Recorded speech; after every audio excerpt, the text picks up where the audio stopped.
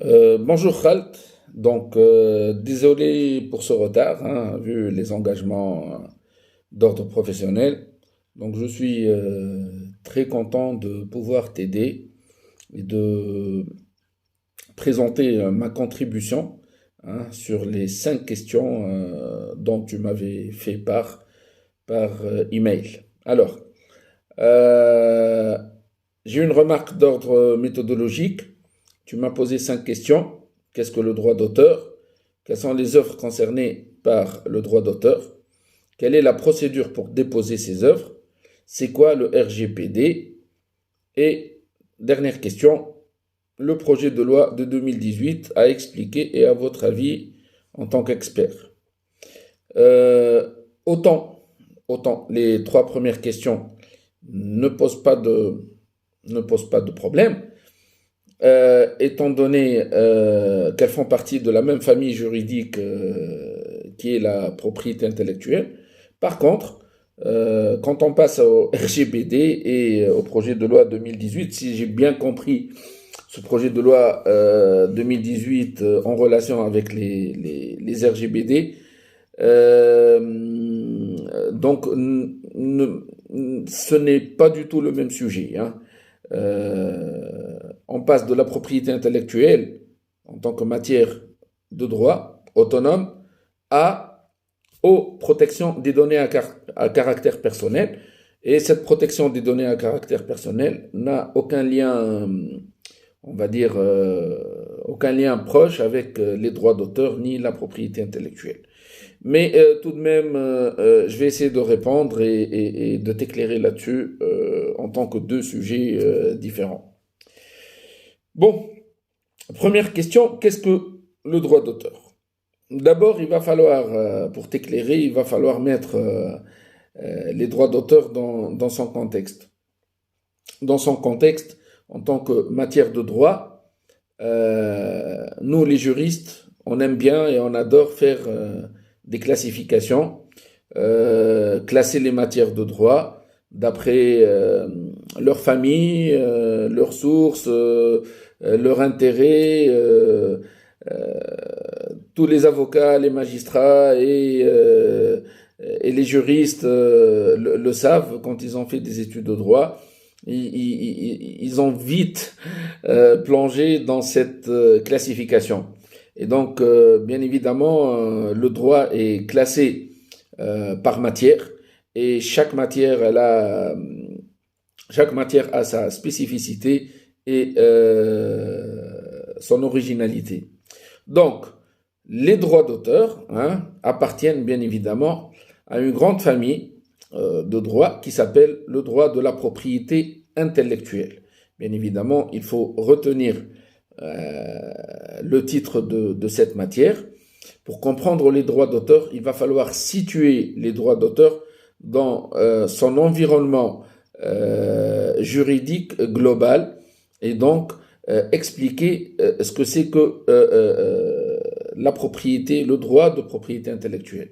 Donc, la grande famille à laquelle appartient les droits d'auteur, c'est la propriété intellectuelle. Bien évidemment, la propriété intellectuelle est composée de 2 grandes sous-familles, hein. Euh, 2 grandes sous-familles. Alors, elle est subdivisée en propriété littéraire et artistique et en propriété industrielle. Alors, la propriété industrielle en elle-même, qui n'est pas notre sujet aujourd'hui, bien évidemment, est composée de plusieurs autres sous-matières. Bien évidemment, le droit des marques, protection des marques, protection des brevets, protection des brevets d'invention, protection des dessins et modèles industriels, les AOC, les appellations d'origine contrôlée, etc., etc., font partie, les obtentions végétales, bien sûr, font partie de la propriété industrielle. Maintenant, à la propriété industrielle, il y a sa grande sœur, qui est la propriété littéraire et artistique. Et là, l'originalité de cette matière, c'est qu'elle est composée de 2 sous-matières. La propriété littéraire et artistique est en elle-même composée des droits d'auteur et des droits voisins aux droits d'auteur. Si vous voulez, je peux vous expliquer par la suite ce que c'est que les droits voisins aux droits d'auteur. Donc, voilà, là on a mis les droits d'auteur dans son contexte. Et bien évidemment, il est intéressant de se pencher sur ce que c'est que les droits d'auteur. Bien sûr, les droits d'auteur, comme définition juridique, ce sont des droits qui font... alors, les droits d'auteur, bien évidemment, c'est des droits de protection. C'est des droits de monopole d'exploitation. Je vais m'expliquer sur ces monopoles d'exploitation. Les droits d'auteur, ce sont des droits qui interdisent. D'accord ? Qui interdisent. Je vais expliquer aussi pourquoi ce sont des droits qui interdisent. Mais la définition, on va dire, un peu sec, du juriste, elle dit que les droits d'auteur, c'est l'ensemble des droits moraux et patrimoniaux dont jouissent les titulaires d'œuvres littéraires, artistiques ou scientifiques. C'est le droit exclusif dont jouit le titulaire d'une œuvre originale d'exploiter ou d'autoriser à autrui d'exploiter son œuvre. Nul n'a le droit de communiquer ou publier ou produire une œuvre appartenant à un tiers sous quelque forme que ce soit ou dans des circonstances qui portent atteinte aux droits patrimoniaux et moraux de l'auteur. Donc, comme j'ai dit tout à l'heure, c'est un droit de protection qui protège les œuvres de l'esprit. Donc, les œuvres, que ce soit dans le domaine littéraire, artistique ou même scientifique.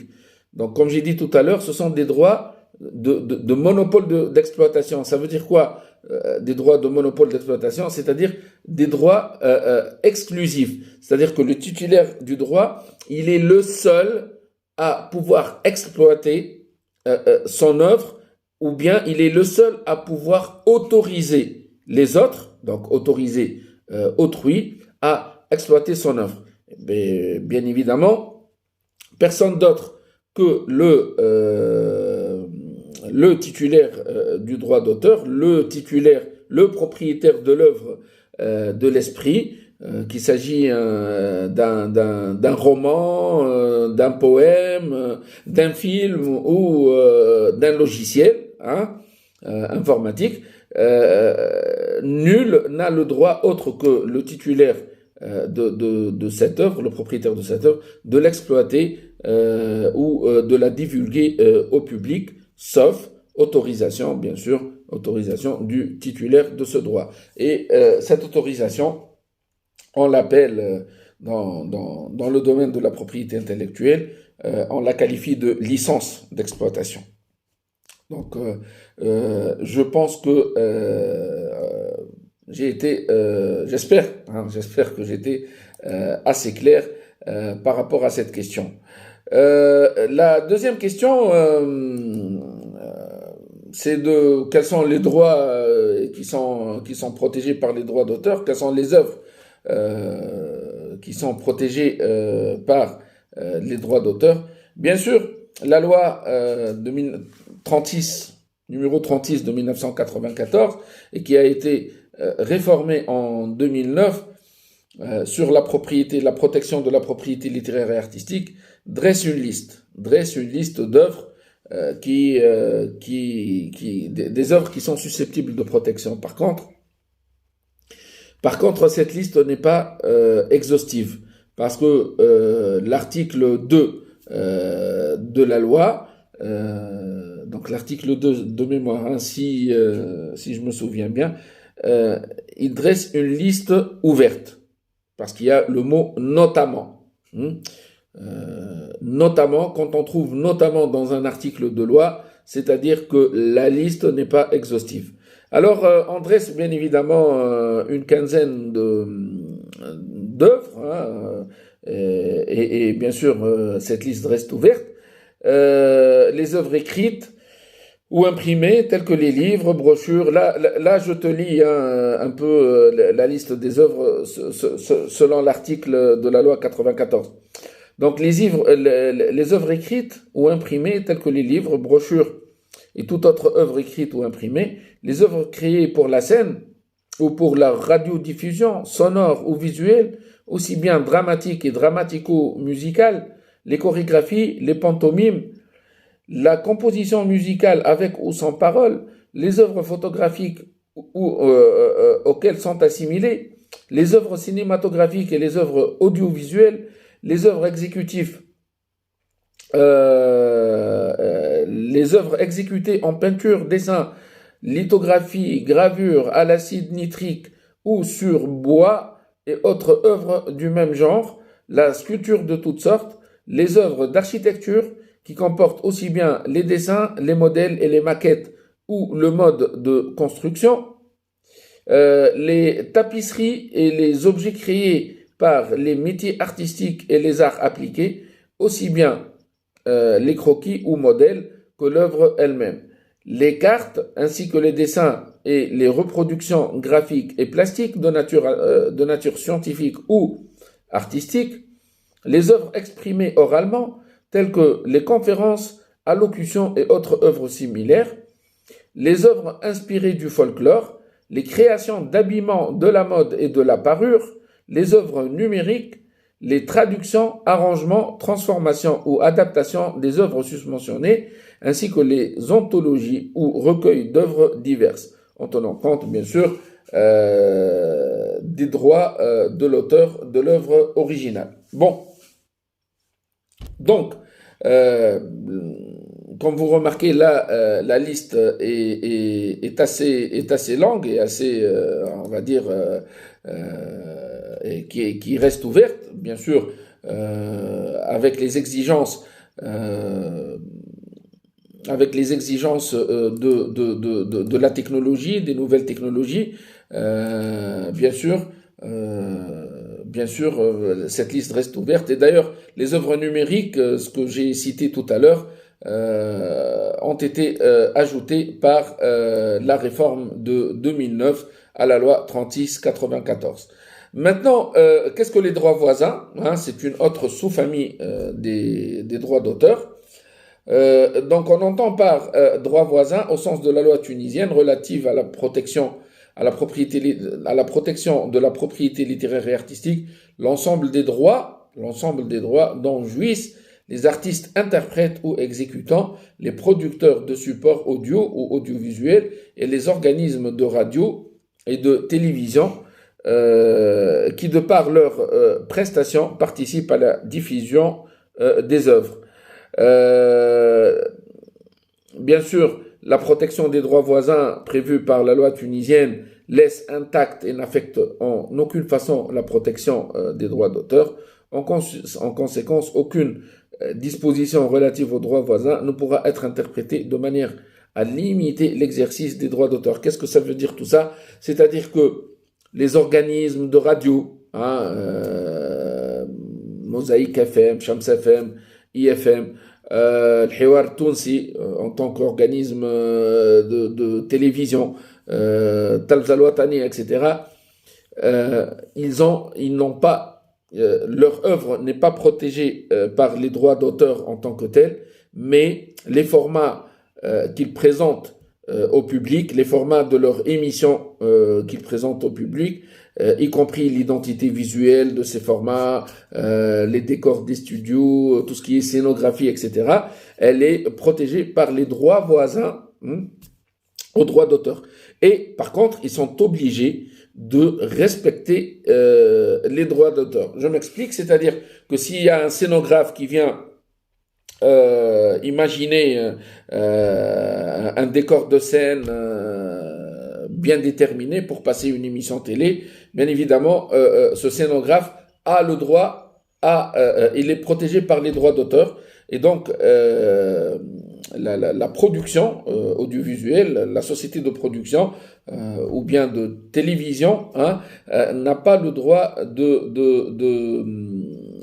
d'enfreindre les règles de protection des droits d'auteur et doit respecter les droits d'auteur de ce scénographe. Hein. C'est juste pour donner un exemple. Donc j'espère que j'étais clair hein, par rapport à ces droits d'auteur.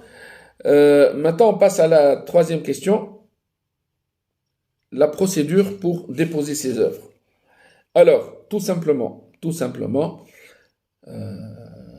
la réponse est qu'il n'y a pas de procédure pour déposer une œuvre. Par contre, il y a une procédure pour protéger son œuvre, ou bien ses œuvres. Pourquoi ? Parce que les droits d'auteur, la propriété littéraire et artistique en général, est une protection, sans formalité.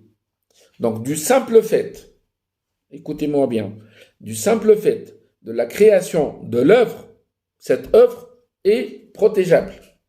Cette œuvre jouit de la protection juridique. Maintenant, quand vous allez sur le site, par exemple, de l'OTEDAV, l'organisme tunisien de protection de droits d'auteur et de droits voisins, et que vous trouvez une rubrique qui dit « Inscrivez votre œuvre » ou « Déclarez votre œuvre ». Il ne s'agit nullement d'un dépôt, mais il s'agit juste d'une déclaration. C'est-à-dire que ce dépôt n'est pas... alors cette déclaration n'est pas assimilée à un dépôt, mais le commun des mortels, celui qui n'est pas spécialiste de la matière de la propriété intellectuelle, il peut la confondre en tant que dépôt. Autant dans la propriété industrielle, quand j'ai fait la distinction en introduction de cette intervention, autant la propriété industrielle nécessite une formalité et donc nécessite un dépôt. Par exemple, pour déposer une marque, il faut aller devant l'INORPI, qui est l'organisme chargé de la protection de la propriété industrielle, qui est l'INORPI. Autant il faut aller déposer cette marque et donc faire toute une procédure, bien sûr rédiger un formulaire, payer des redevances, etc. Autant en propriété industrielle, on donne un titre de propriété, hein, qui est le certificat d'enregistrement d'une marque, ou bien de brevet, ou bien d'un dessin en modèle industriel. Autant dans les droits d'auteur, il n'y a aucune procédure de dépôt. Non, ce n'est pas une procédure de dépôt. Et donc on dit que c'est une protection sans formalité.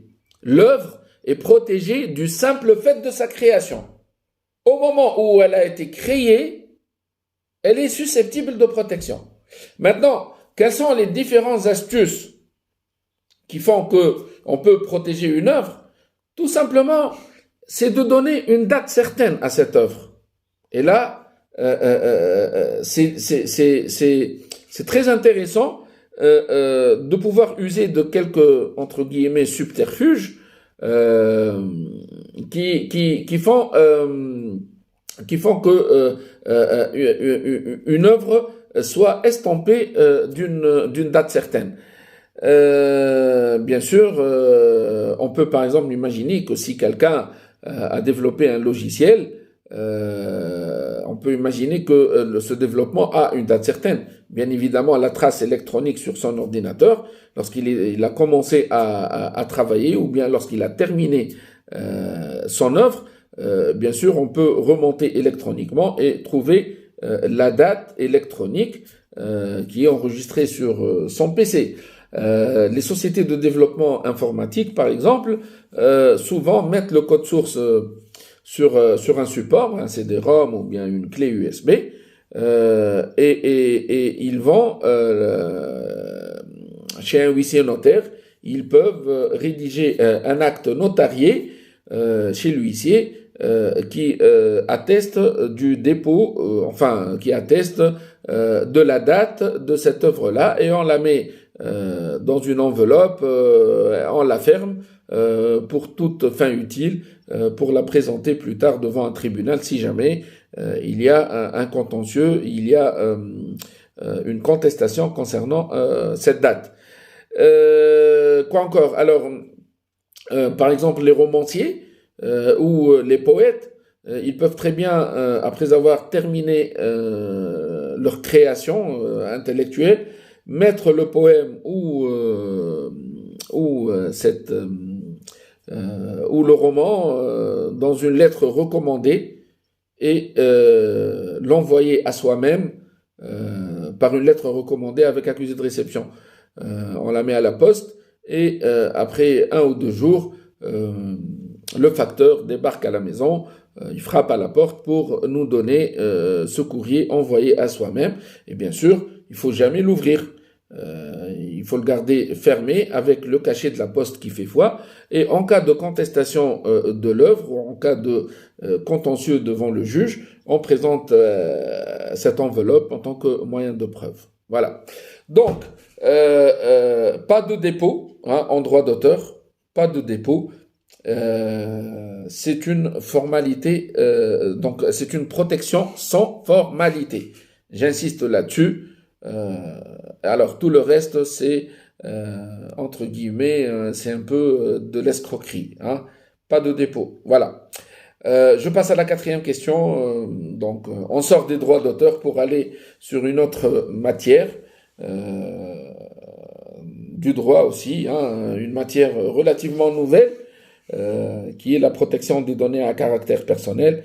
Bien sûr, la Tunisie est l'un des premiers pays précurseurs en Afrique ou bien dans le monde arabe, précurseur de cette protection des données à caractère personnel. Autant les pays développés sont devenus conscients des problèmes de la protection des données à caractère personnel depuis les années 70, avec l'avènement de l'informatique, avec les traitements automatisés des données à caractère personnel. Donc les législateurs des pays développés ont commencé à devenir conscients des problèmes que pose le non-respect des données à caractère personnel. Et donc, ça a abouti par exemple, pour prendre le cas de la France, ça a abouti en 1978 à la promulgation de la fameuse loi appelée la loi informatique et liberté. Et donc, le législateur français était conscient déjà à l'époque que l'informatique peut porter atteinte à certaines libertés. Et aujourd'hui, bien sûr, avec les nouvelles technologies, avec l'Internet, avec l'Android, avec Google et Facebook, avec les cookies, on est conscient que la question est devenue vraiment brûlante, et la protection des données à caractère personnel est devenue quelque chose de primordial, sinon nous encourons de graves dangers qui touchent à notre intimité, à notre protection, à notre même intégrité corporelle et même psychologique. Voilà. Donc c'est quoi les RGPD? Bien sûr, je vais rien rajouter de ma tête. Bien sûr, les RGPD, c'est une réglementation à la base, c'est une réglementation européenne qui est destinée à protéger les données personnelles pour tous les citoyens de l'Union européenne. Bien sûr, en cas de non-respect de cette réglementation, il y a des sanctions assez lourdes avec lesquelles on peut frapper une entreprise. Ça peut aller à des sanctions qui arrivent jusqu'à 20 millions d'euros d'amende, ou bien même à 4% des revenus ou du chiffre d'affaires d'une entreprise en question. Donc, quelles sont les données concernées par la RGPD? Donc, ces données sont toutes les informations personnelles ou professionnelles, publiques ou privées, liées à un individu. Donc, comme les noms, adresses, photos, emails, données financières, etc. Donc, avec les RGPD, quels sont les changements pour l'utilisateur? Donc, grâce à cette loi, tout utilisateur a le droit de permettre l'accès ou pas à ses données personnelles et à son historique de navigation.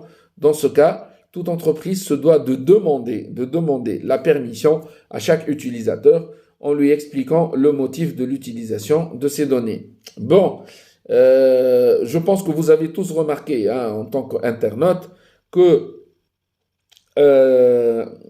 qu'en allant sur un site web pour la première fois, il y a toujours cette bannière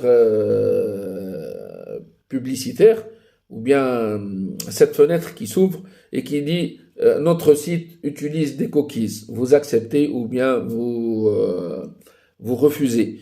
Et il y a un lien juste au-dessous qui dit en savoir plus. Alors si bien sûr personne ne le fait, personne ne veut savoir plus, on n'a même pas le temps de lire tout ça. Et donc, en cliquant sur savoir plus, il y a tout un contrat qui s'ouvre et qui explique ce que c'est que quelles sont les données qui sont récoltées, bien sûr, avec le consentement de l'internaute en question. Donc, remarquez bien, à chaque fois que cette fenêtre apparaît sur la page web d'un site, premier réflexe, tout le monde accepte. Et comme si de rien n'était, mais bon, voilà, c'est comme ça.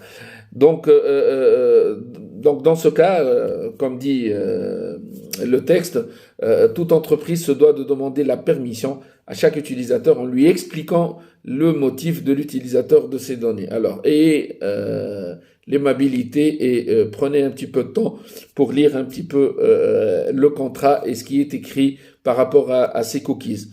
Le problème, c'est que ces cookies ne sont pas donc ces cookies ils enregistrent les données de navigation de la personne, donc ils savent où est-ce qu'un internaute est allé, sur quoi il a cliqué, il a mis combien de temps sur une page ou une autre, quel genre de site web et quel genre d'informations l'intéresse, etc., etc. Et le plus grave, c'est qu'on est passé des cookies par clic aux cookies sonores. Maintenant, avec l'intelligence artificielle, il y a même les cookies sonores et peut-être que vous avez remarqué que qu'un téléphone dans notre poche ou bien mis sur la table lors d'une discussion entre deux personnes est devenu un vrai mouchard. Un vrai mouchard dans quel sens? Dans le sens où si deux personnes parlent par exemple d'une marque, allez, je dis n'importe quoi, il dit à son ami, ben tiens, je voulais acheter des Adidas, des tennis pour mon fils, je vais acheter des Adidas, franchement c'est une bonne marque, etc. Et la discussion tourne autour de la marque Adidas. Alors du coup, lorsque chacun d'entre eux rentre chez lui, du coup, tout le monde commence à voir des publicités, des bannières publicitaires sur Adidas. Et pourtant, ils ne sont jamais allés sur un site d'Adidas ou bien ils ne sont jamais surfés sur Google ou demandé des informations sur la marque Adidas, pour ne citer que Adidas. Les exemples sont par millions. Voilà. Bien sûr, voilà, j'espère que j'étais clair sur cette question. Tu me poses la 5e question, le projet de loi de 2018. Alors, la vérité, je ne me suis pas penché sur ce projet de loi. Par contre, la Tunisie, fin 2017, elle a adopté la Convention 108. Et donc, la Convention 108, c'est la Convention RGPD, prise par les États de l'Union européenne. Et donc, elle a mis les sanctions, comme je viens d'évoquer tout à l'heure, 20 millions d'euros d'amende ou 4% du chiffre d'affaires, etc. Par contre, cette Convention 108, elle a invité les pays étrangers à l'espace européen à y adhérer aussi.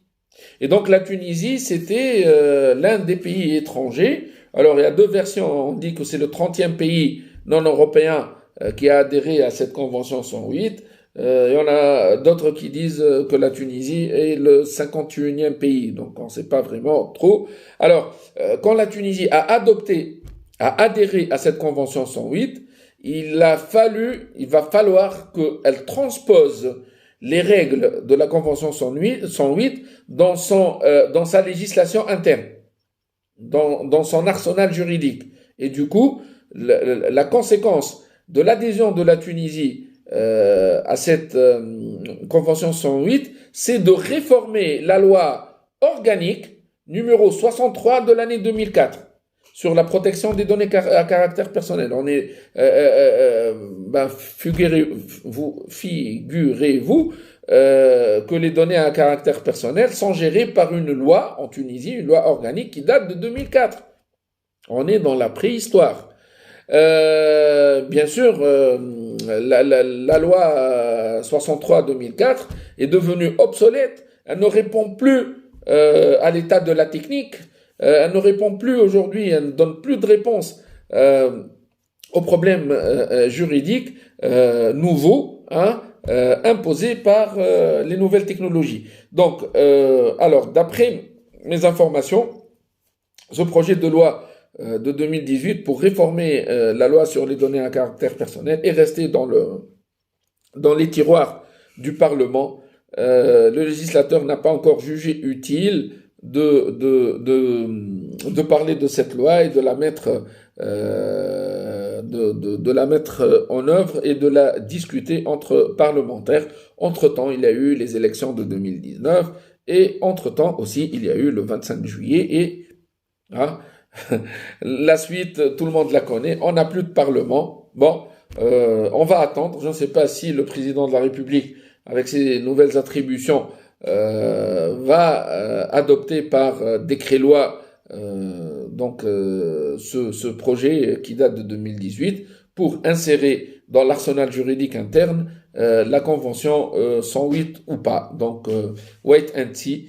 Je te remercie et avec grand plaisir de répondre à d'autres questions si besoin est. Bon courage et bonne chance. Khaled wa Rabbi Najah.